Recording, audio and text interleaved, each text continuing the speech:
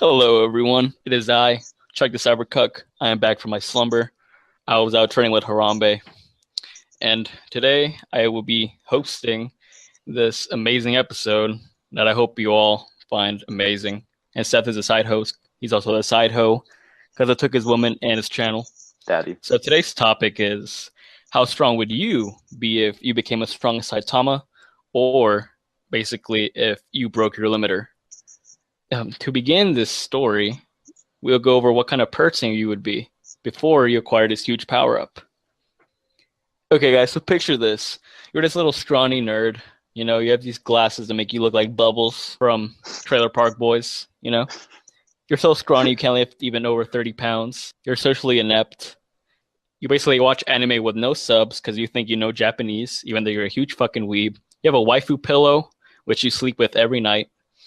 And every day to lunch, you bring this little Sailor Moon lunchbox with your tater tots, your chicken tenders, or whatever other shit you eat because you're a fat slob.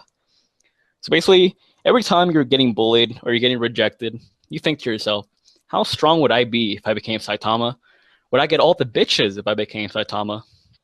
Would I be an intellectual and superior human being if I became Saitama? Not such a fucking loser.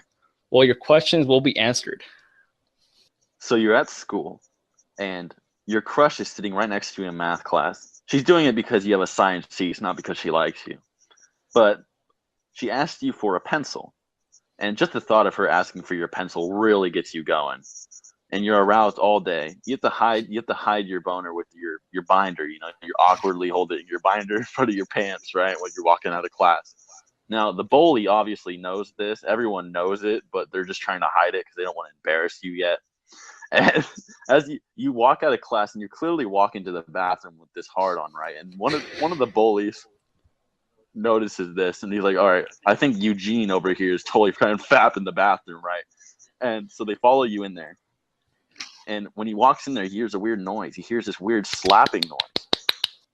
A few seconds later, you walk out of the stall, and you're about to close your DS, but the bully comes in and snatches the DS before you can close it and close all your porn. All of a sudden, everyone notices that you're watching Android 18X and Perfect Cell porno, and then the bully quickly runs out of the room laughing and flashes it to the entire cafeteria because it's lunchtime. Now, everyone knows that you watch hentai in the bathroom at school, and in a fit, you ask him, "Give me back my DS, give me back my DS," and everyone's just laughing at you, right? So you try to get his name. You're going to tell on him because that's all you can really do. You're kind of a nerd, right? You're kind of awkward. You're like, "Tell me your name, I'm going to tell on you." And he tells you. This is where everything changes. He tells you his name is Humongous. All of a sudden, your worried expression becomes a serious one. You look at him straight in the eyes and you say, "What did you just say to me?" He looks at his friends and then looks at you with a smirk on his face and says, "Humongous." After he says this, you suddenly get so triggered. You look at him dead in the eye once again and say, "This person just spoke to me in a sexually harassing way." I did not. Yeah, he did. He said, "Do you know what my name is?" And I said, "What?" And he said, "Humongous." Yeah. This person just sexually harassed me. I said I'm humongous. Yes, yeah, that's. He doesn't understand that you have a fire within you that's just dying to get out. You want to go Super Saiyan. You want to go Eugene mode and take out the AK out of your backpack and then start blaring at the whole fucking cafeteria room. You cannot believe that he just triggered you. You try to look for a safe space, but you can't find any because it's not fucking Tumblr. You realize safe spaces don't exist in real life, and you run home crying. You instantly get on Tumblr and express how you were sexually harassed by this bully, Humongous. Next, you go to your mom and you ask, "Mom, what should I do when I'm getting sexually harassed by bullies at school?" Your mom then replies with, "I have a boyfriend." So then you realize you've got mom zoned, and you realize it's time to train. It's time to do push-ups. It's time to do sit-ups and drink lots of juice. It's time to become the strongest. Now, you start getting homeschooled for the next year or so, trying to let all the heat blow over before, confronting your bullies once again. You try to let the training accumulate a little bit. So when you go to school next year, you're not as scrubby, but you're still kind of a scrub, right? You're still kind of a loser. You've been jacking off in your room a lot, right? So basically, it's a winter time when you return to school. You see your crush is sitting there with her girlfriends, and she's shivering because a dumb bitch didn't want to wear a sweater because, like those little skirts and, her t-shirts with the stupid Teen Spirit. Yeah, and her Nirvana t-shirt, which, she probably thinks is a brand and not a band because she's a fucking idiot. But you still like her, You can't judge. But anyways, you go up to her and you say, hey, do you want my sweater? I see that you're shivering, I noticed you. I always notice you. You look her dead in the eye, and your heart starts pounding as she is about to reach for your sweater. You start shivering. You can feel the sweat dripping from your hands. And suddenly, she grabs the sweater from you. She accepts it. She embraces it. You suddenly start to get a hard on. But then, as she puts on the sweater, she notices that there's these really, really strange white stains on the sleeves. And she looks at it and says, "What is this?" And then you start stuttering. I, I, I, I don't know. And then you remember that you used that sweater as a jizz rag. You ran out of Kleenex since you've been fapping too much. And your last resort was to either wipe it off with your tongue or to use your sweater. And you decided to use the sweater. Now, this situation you will never forget. Her eyes open very wide. She suddenly realizes. Then you get super embarrassed. She throws the sweatshirt right at you. You run away. Spaghetti is falling all out of your pocket. You're on the ground covered in spaghetti sauce. You suddenly throw up as you think it's actually blood and not spaghetti sauce. You then realize it's spaghetti sauce and then realize it fell out of your pockets. You get more embarrassed. You then unzip your pockets to see if your tater tots were still in order. You quickly shove the spaghetti sauce and meatballs back in your pockets and mix them with the tater tots. You look behind you and see that everyone is gasping and laughing at you.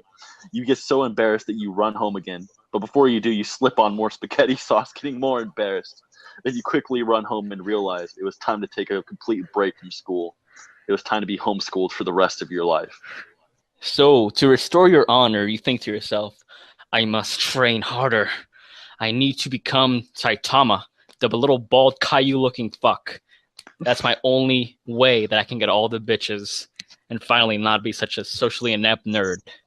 So when you first begin your strenuous training, it gets the best of you because you're not used to actually lifting your body more than an inch off the ground because you've been sitting on your ass all day, fapping to 2D girls and drawings, and basically playing video games all day. So basically, you begin to stress out too much, and your body aches. After you do hundreds of sit-ups and push-ups, you finally start to see progress. You start to see it. Your muscles start to grow. You're able to lift more than 30 pounds now. But you're still a fucking loser. But hey, it's still progress. Years later, your training is finally complete. So how strong would you be if you actually broke your physical limiter and broke your limitations? Now, this is a very controversial topic, but let's go over what we know.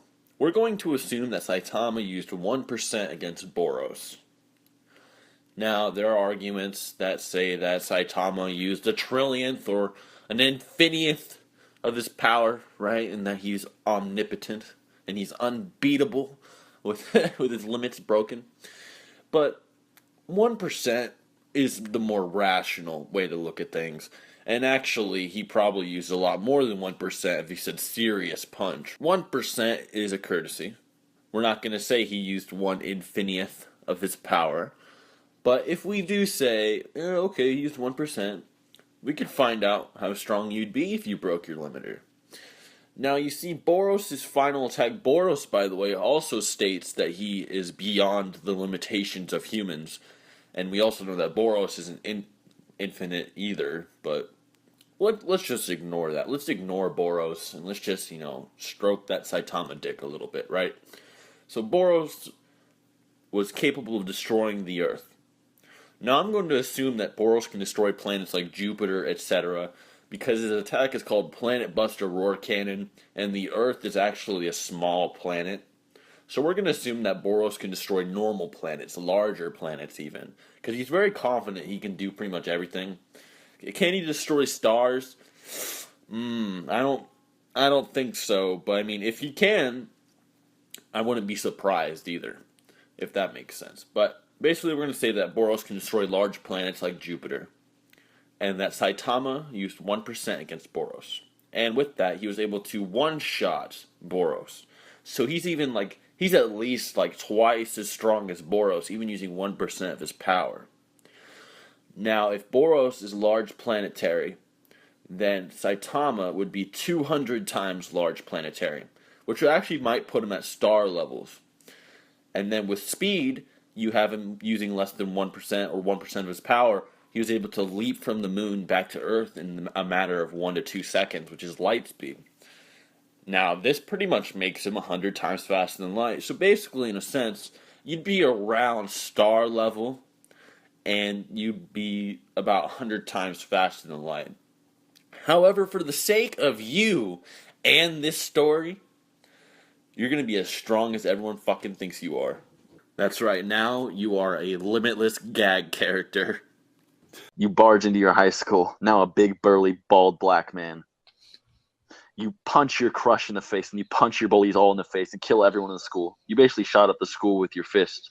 After you have been done annihilating your entire school, suddenly somebody bursts into the door and looks at you and screams right at you and says, "Captain Stutters, we need your help." And you decide to reply with, what is it? And the guy looks at you thinking that you're a fucking retard. But he says, "We need your help. There's somebody terrorizing the city."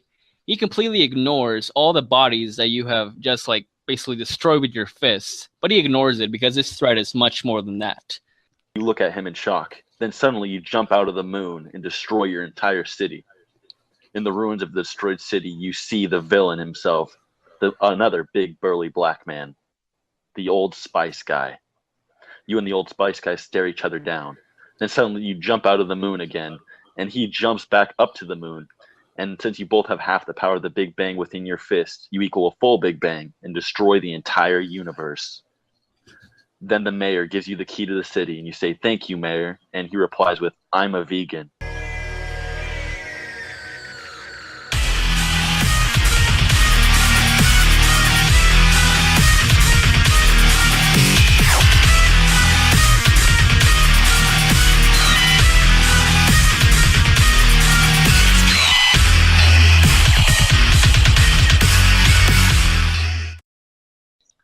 Okay, hold on.